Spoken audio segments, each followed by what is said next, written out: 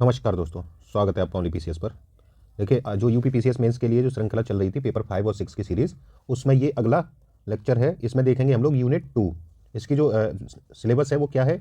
UP की वास्तुकला, उसका महत्व, रखरखाव, संग्रहालय, अभिलेखागार, पुरातत्व, ये है इसका सिलेबस। और देखिए, आंसर राइटिंग जिनको करना है वो ग्रुप का लिंक नीचे दिया हुआ है, तो आप ज्वाइन करके उस पर आंसर राइटिंग कर सकते हैं। फ्री में आपको आंसर राइटिंग कराई जा रही है। वहाँ पे बहुत सारे लोग लिख रहे हैं और काफ़ी अच्छा लिख रहे हैं, तो और का भी आप आंसर चेक कर सकते हैं। जो लोग नहीं लिख पा रहे हैं वो दूसरों का आंसर देख के इवेलुएट अपने को आपको कर सकते हैं। क्या इन तैयारी में आप जब तक कंपटीशन से नहीं जुड़ेंगे तो आपको नहीं पता लगेगा कौन कैसा लिख रहा है और कैसा लिखना चाहिए। तो ठीक है। और इस पर जल्दी ही जो अच्छे आंसर हुआ करेंगे उन पर अलग अलग उनको वीडियो बना के उसका, और उस पर और क्या क्या किया जा सकता है, तो वो सब भी एक नई सीरीज़ हम लोग शुरू करेंगे उस पर। ठीक है। और ARO के लिए भी, मेंस के लिए जल्दी ही शुरू किया जाएगा, तो आप जुड़ जाइए उससे, तो वो आपके लिए बहुत फ़ायदा मिलेगा वहाँ से। तो चलिए शुरू करते हैं। तो इसमें देखिए, ये जो है यूनिट, ये आर्ट एंड कल्चर से है, और खासकर ये बहुत बोरिंग होती है। अब आप जानते होंगे कि अगर आपने पढ़ा है तभी आप इस वीडियो पे आए, आप नेशनल लेवल का पढ़ चुके हैं। काफ़ी बोरिंग होती है, तो आपको यहाँ से मेन की पॉइंट आपको याद रख लेने हैं, और उसके बाद आप आंसर लिखेंगे तो आपका आंसर पूरा लिख जाएगा। क्योंकि ये शॉर्ट में 2-3 बार वीडियो देख लीजिए, जब भी ज़रूरत हो आप बुलाएं तो इस वीडियो को आप देख लीजिए। यहाँ सारे की पॉइंट निकाल के आपको दे दिए गए, तो उससे क्या है, जितनी भी वास्तुकला पे ये इन सब पे क्वेश्चन बन सकते हैं उनके बारे में 6-6, 7-7, 8-8 पॉइंट आपको मिल जाएंगे। तो चलिए शुरू करते हैं। वास्तुकला, तो देखिए वास्तुकला में क्या है, हम लोग कहाँ से देखते हैं, हड़प्पा काल से शुरू करेंगे और ये गुप्तोत्तर काल तक इस चीज़ को देखेंगे। उसके बाद हम लोग आगे भी देखेंगे, जैसे उसके बाद क्या रहा है, जैसे आप देखेंगे अवध का क्या है, और आप मध्यकालीन में अकबर के समय के, और जो जो इंपॉर्टेंट है जहाँ से बन सकता है क्वेश्चन यूपी के दृष्टिकोण से, वहाँ पे थोड़े थोड़े पॉइंट हम लोग सब में देखेंगे। तो चलिए शुरू करते हैं। तो देखिए वास्तुकला में देखेंगे आप, तो एक बेलन घाटी से शुरुआत होती है, मिर्जापुर है। तो यहाँ पे सबसे पहले पुरापाषाण कालीन आपको साक्ष्य मिलते हैं देखने को, आवास मिलेंगे, आवास निर्माण के साक्ष्य मिलते हैं यहाँ से।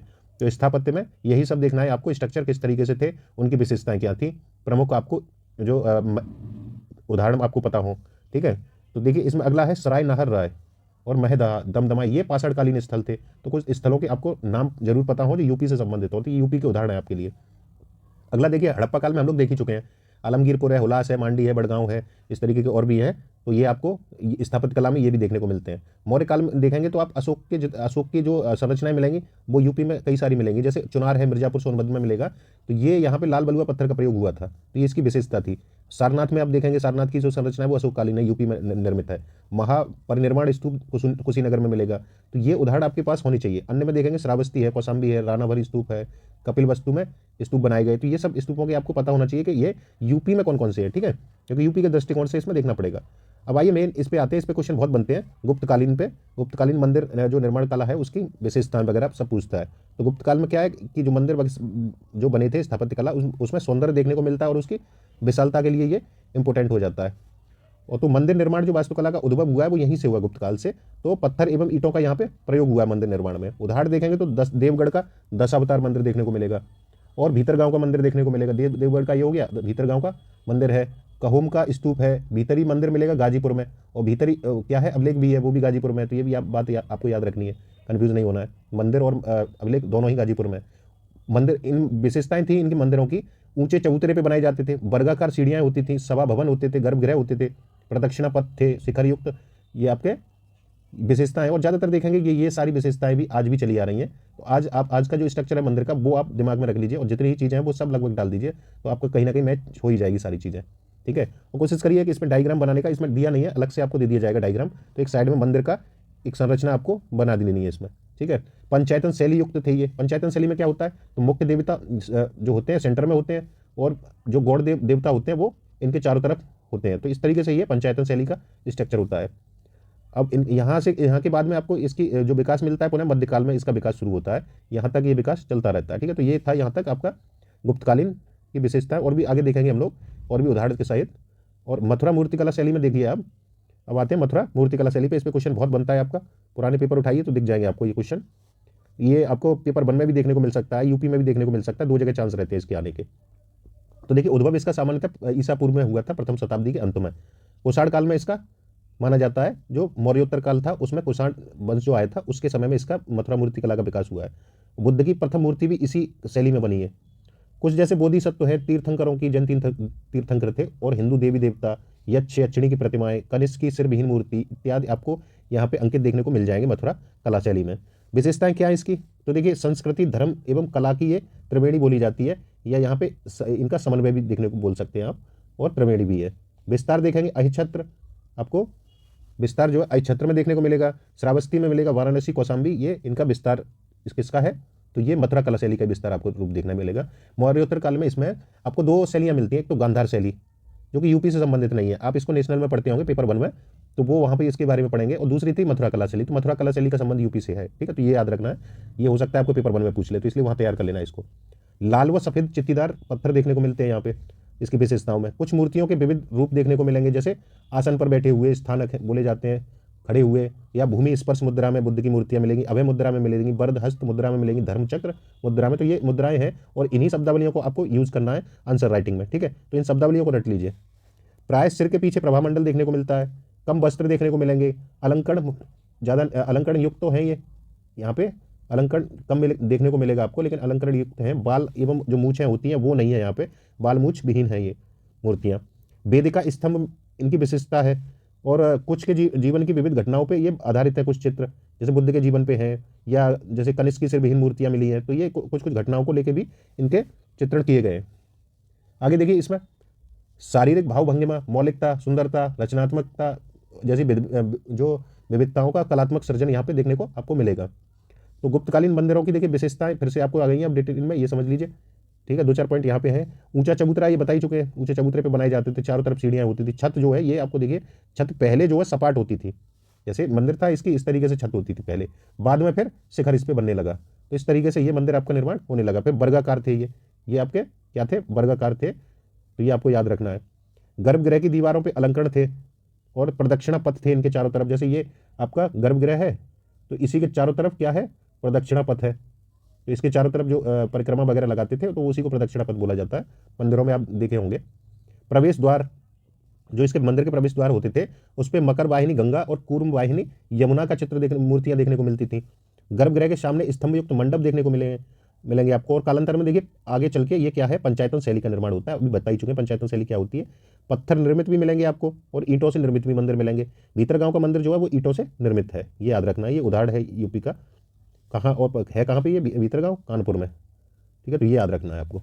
पर्सी ब्राउन ने देखिए देवगढ़ के दशावतार मंदिर के बारे में बहुत अच्छा वर्णन बोला है। इन्होंने बोला है कि ये जो मंदिर है देवगढ़ का, ये इसको उच्चतम कलात्मक भावना से परिपूर्ण बताया है पर्सी ब्राउन ने, तो इसको कोट कर सकते हैं आप जब भी आंसर लिखें तो, क्योंकि किसी थिंकर या इतिहासकार के द्वारा दिया गया कथन वो थोड़ा सा आपको पुष्टि करने में आसान रहता है।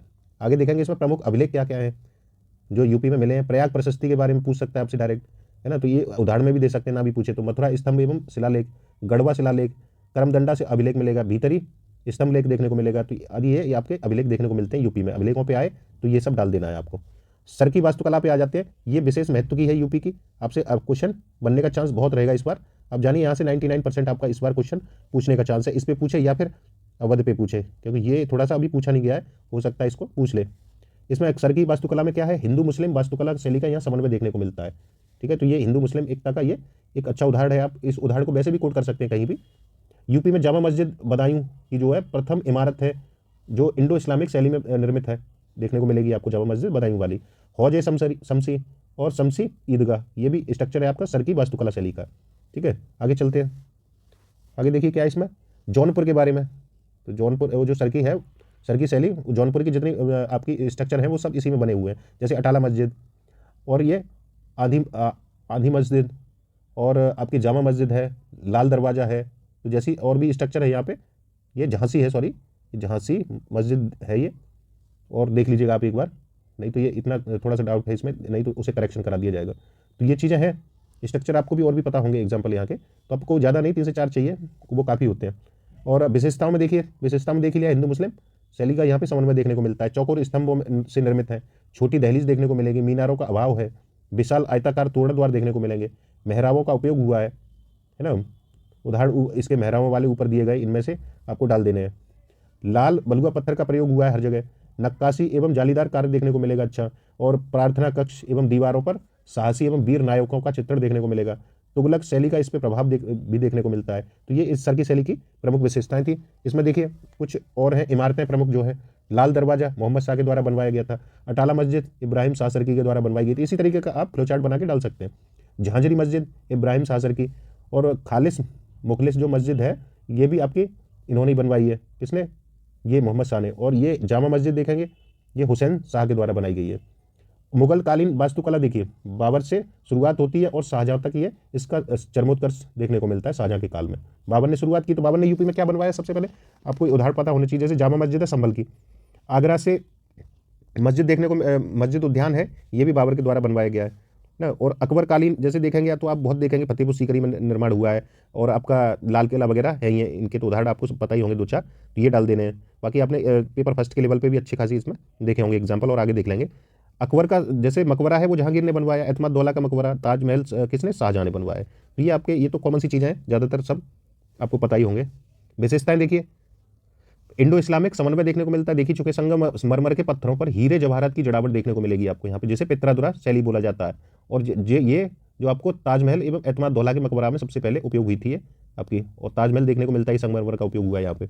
गोल गुम्बद देखने को मिलेंगे, ऊंची मीनारें होंगी यहाँ पे, और मेहराब, छतें, खंबे, नुकीली मेहराब, ये सब यहाँ की विशेषताएं हैं। लाल बलुआ पत्थर, और पत्थर के बाद में आपको संगमरमर ताजमहल के टाइम पे देखने को मिलता है। नक्काशी, सोने चांदी का पानी जो चढ़ाया जाता था वो भी यहाँ पे इसकी विशेषताओं में। रंगीन, यहाँ बेल बूटे का प्रयोग हुआ है। ये क्या है? बेल बूटा है, थोड़ा सा आपको समझ नहीं आए तो ये लिख देते हैं इधर, बेल बूटा, ठीक है। तो इसके बारे में क्या होता है थोड़ा सा देख लीजिए, नहीं याद रखिए बेल बूटा क्या होता है। ये शब्द मुझे भी नहीं, इसका अनुवाद सीधे हिंदी में पता है, या मैं चेक करके आपको बता दूंगा बेल बूटा। तुर्की के सुल्तान का महल देखेंगे स्थापत्य में, तो इसमें के बारे में बोला है पर्सी ब्राउन ने कि स्थापत्य कला का मोती है, तो ये किसका? तुर्की सुल्तान का महल। अकबर का मकबरा, इस्लामी, हिंदू, ईसाई और बौद्ध कला का मिश्रण देखने को मिलता है। यहाँ समन्वय अकबर के मकबरा में विभिन्न धर्मों का आपको समन्वय देखने को मिलेगा। तो आप ये वैसे एग्जाम्पल में भी डाल सकते हैं। और ताजमहल के बारे में देखिए, और हाविल ने बोला है कि भारतीय नारीत्व की साकार प्रतिमा है, हाविल ने कहा ये। स्मिथ ने कहा है फतेहपुर सीकरी की तारीफ बहुत ज़्यादा की है स्मिथ ने, ठीक है। तो आगे देखते हैं अवध वास्तुकला, तो इसमें क्वेश्चन बन सकता है, इसलिए देख लीजिए इसको। प्रमुख इमारतें कौन कौन सी हैं? बड़ा इमाम बाड़ा, रूमी दरवाजा, बिबियापुर कोठी, तो ये आसफुद्दौला के द्वारा बनवाए गए थे। केसर बाग का महल, बादशाह मंजिल, ये बाजिद अली शाह के द्वारा बनवाए गए।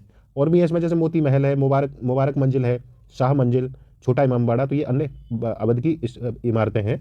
अब विशेषताओं पे आ जाइए, उदाहरण आपके पास ये काफ़ी है, इसमें से दो चार आपको याद होनी चाहिए। विशेषताएं, मुगल यूरोपीय मिश्रण देखने को मिलता है। लाल बलुआ पत्थर का प्रयोग, केंद्रीय कक्ष की जो छत होती है वो बिना बीम के, बीम नहीं होते थे उसमें, या गाटर के जो गाटर थे वो भी नहीं थे। ईट क्या किया जाता, ईंटों को आपस में जोड़ के बनाया जाता था।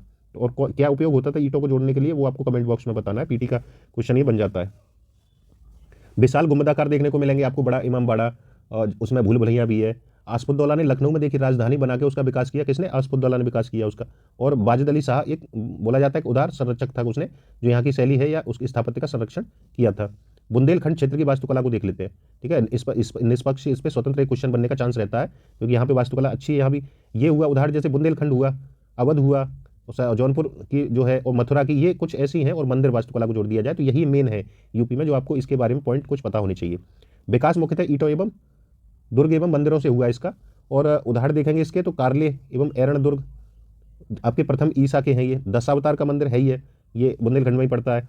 और देखेंगे कुरैया या बीर का मंदिर ललितपुर में है ये। और पंचायतन शैली यहाँ की विशेषता है, क्योंकि मंदिर यहाँ दशावतार है वो है, पंचायतन शैली वहाँ देखने को मिलती है। कालिंजर दुर्ग है जो चंदेलों ने बनवाया था। राहिला सागर झील है, सूर्य मंदिर है, विजय सागर झील है, कीर्ति सागर झील है, और नीलकंठ मंदिर भी यहीं देखने को मिलता है कालिंजर में। कामदगिरी पर्वत है, रानी महल, जैन मंदिर, 84 गुंबद, ये सब स्ट्रक्चर किसके हैं? उदाहरण भी आपको मालूम होनी चाहिए ना। तो ये है आपके स्ट्रक्चर किसके? बुंदेलखंड स्थापत्य के। और ग्रेनाइट पत्थर का उपयोग होता था। पंचायतन शैली देखी चुके हैं। शासक देखिए किन-किन ने संरक्षण दिया था? गुप्त, प्रतिहार, चंदेल, कलचुरी और बुंदेलों ने। आधुनिक स्थापत्य देखते हैं। आधुनिक में क्या है, तो इसे इंडो गॉथिक शैली भी बोला जाता है। इसमें जैसे आधुनिक जब शुरू होता है अंग्रेजों के आने के बाद, तो यहाँ पे चर्चों का निर्माण होने लगा, विश्वविद्यालय बनाए जाने लगे, रेलवे स्टेशन बनने लगे। तो जैसी इमारतों में उसी को स्थापत्य देखना है, और उसी में क्या विशेषताएं देख लेनी है। कुछ विशेषताएं हैं इनकी भी जान लीजिए, हालांकि क्वेश्चन यहाँ से पूछने का चांस बहुत कम है। विशेषताओं में क्या, पतली दीवारें हो गई पहले से, ऊंची शिखर बनने लगे, हिंदुस्तानी, फारसी और गोथिक का मिश्रण देखने को मिल रहा, मेहराबें जो थी वो नुकीली बनने लगी, पर्यावरण की दशाओं का विशेष ध्यान रखा जाने लगा, तो इंपॉर्टेंट है। स्टील, लोहा, कंक्रीट, गारे का प्रयोग पहली बार यही हुआ था आधुनिक स्थापत्यकालीन में, जब अंग्रेजों का आगमन होता है अंग्रेजों का। अब देखते हैं संग्रहालय, ये भी एक स्वतंत्र टॉपिक है। इसमें क्या पूछेगा, संग्रहालय के कुछ आपको एग्जाम्पल पता होने चाहिए, है ना, कौन नाम क्या क्या है और इसका काम क्या है वो पता होना चाहिए। है ना। विभिन्न संग्रहालय में जो पुरातात्विक चीज़ें होती हैं, वस्तुएं, उनको संरक्षित किया जाता है। इसका देखिए पहला जो था वो 1863 में पहला संग्रहालय लखनऊ में बना था। कुल अभी यूपी में 87 हैं, जैसे मथुरा सारनाथ, राहुल सांकृत्यायन, प्रयागराज, रानी महल। तो ये नाम से पता लग रहा है मथुरा सारनाथ, बुद्ध से संबंधित यहाँ सामग्री मिलेगी आपको, है ना। तो इस तरीके से आपको इनके बारे में थोड़ा थोड़ा मालूम हो या एग्जाम्पल पता हो। और ये राजकीय बौद्ध संग्रहालय भी है यूपी में, राजकीय पुरातन संग्रहालय भी है, पांचाल इतिहास परिषद भी है, लोक कला भी है। तो ये आपके कुछ उदाहरण हो गए। आगे देखते हैं। राष्ट्रीय जो यूपी राजकीय अभिलेखागार है, उसका इलाहाबाद में निर्माण हुआ था 1949 में। फिर ये यूपी संग्रहालय निदेशालय कब बना है? 2002 में स्वतंत्र निदेशालय बनाइए, ठीक है। तो अब देखते हैं ये प्रमुख पुरातात्विक स्थल, एक बार फिर से देख लीजिए। ये देख चुके हैं वैसे तो हम लोग, पहले यूनिट में भी देखा है, इसमें भी देख लीजिए, हल्का सा रिवीजन हो जाएगा आपका।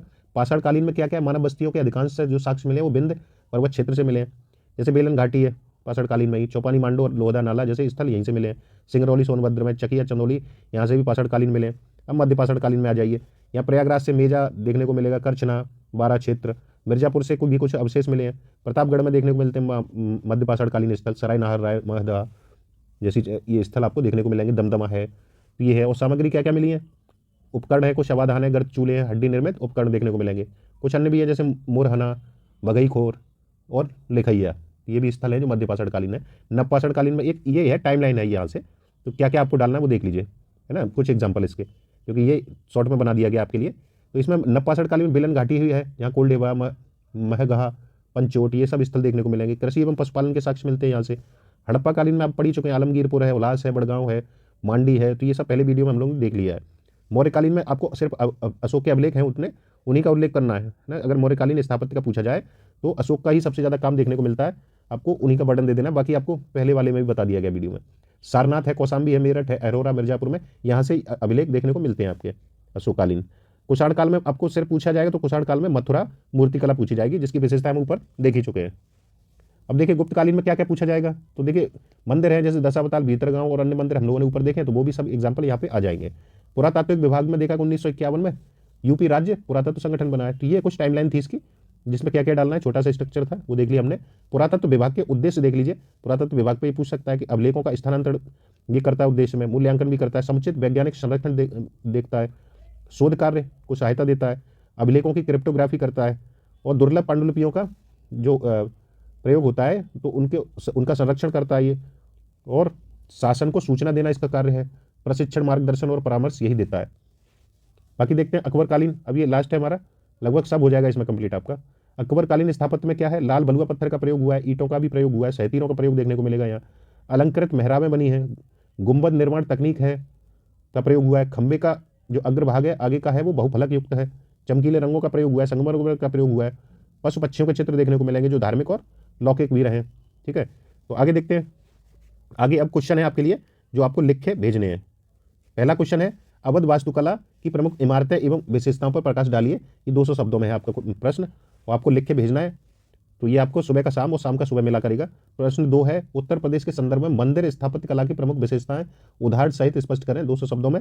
तीसरा है आपका, मथुरा मूर्ति कला शैली की प्रमुख विशेषताओं का वर्णन कीजिए 125 शब्दों में। और यहीं से आपको देखना सीधे सीधे एग्जाम में इन्हीं में से कोई ना कोई क्वेश्चन देखने को मिल जाएगा। तो ठीक है, जो जिनको भी आंसर राइटिंग करनी है वो ग्रुप ज्वाइन कर लीजिए, और वीडियो अच्छा लगे तो लाइक शेयर कर दीजिए जिससे औरों को भी फायदा हो। ठीक है, और जिन्होंने चैनल ना सब्सक्राइब किया हो वो सब्सक्राइब कर लीजिए। Thank you.